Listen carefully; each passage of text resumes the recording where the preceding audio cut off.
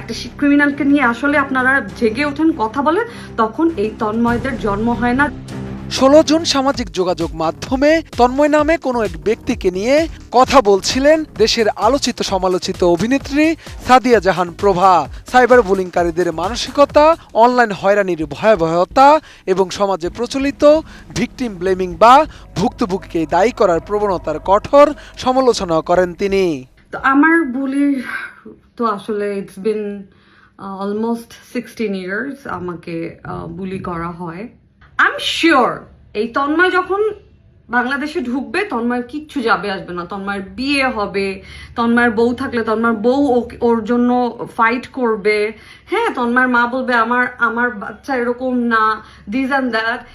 Video বার্তায় 16 বছর ধরে অভিনেত্রী নিজেও বুলিংয়ের শিকার হচ্ছেন বলে দাবি করেন, যা সামাজিক যোগাযোগ মাধ্যমে ছড়িয়ে পড়লে ফের আলোচনায় আসে 16 বছর আগে তার সাথে ঘটে যাওয়া একটি ঘটনা। পরে ওই ঘটনার নেপথ্যে থাকা রাজীবকে বিচারের আওতায় আনার দাবিও তুলেছেন অনেকেই। সঠিক প্যাড আর সঠিক তথ্য দিয়ে এসব সামলে নিব এক হয়ে। Monalisa sanitary napkin. মনকে বলি বিষয়টি নিয়ে সামাজিক যোগাযোগ মাধ্যম যখন সরগরম, তখন একই ইস্যুতে নতুন আরও একটি ভিডিও বার্তা দিয়েছেন প্রভা।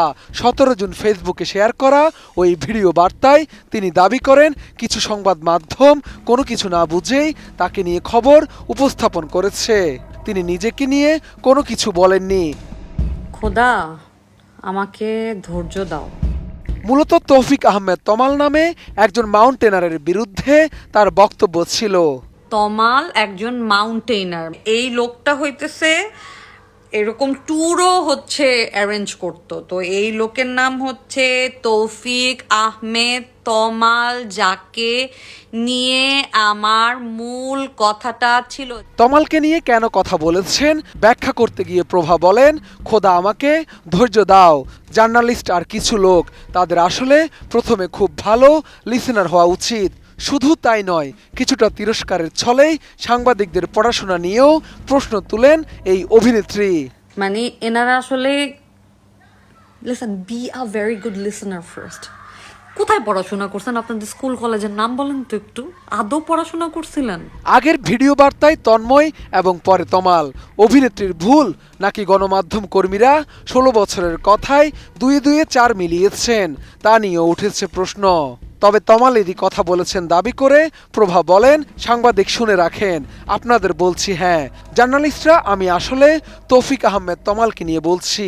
আমি জানি এটা নিয়ে আপনারা লিখলে আপনাদের ভিউ হবে না, তাই আপনারা এটা নিয়ে লেখেন না। জার্নালিস্টরা, আমি আসলে তৌফিক আহমেদ তমালকে নিয়ে বলছি, এইটা নিয়ে আমি জানি এটা নিয়ে আপনারা লিখলে আপনাদের ভিউ হবে না, সো এই জন্য আপনারা এটা নিয়ে লেখেন না। বাট এটা একটা শেম। উই তৌফিক আহমেদ তমাল একটা ক্রিমিনালকে নিয়ে আসলে আপনারা জেগে ওঠেন, কথা বলেন, তখন এই তন্ময়দের জন্ম হয় না।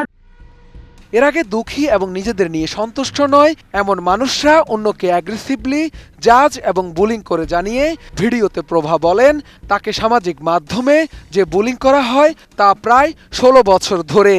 মূলত অভিনেত্রীর এমন বক্তব্যের কারণেই তার ব্যক্তিগত ঘটনা শিরোনামে আসে।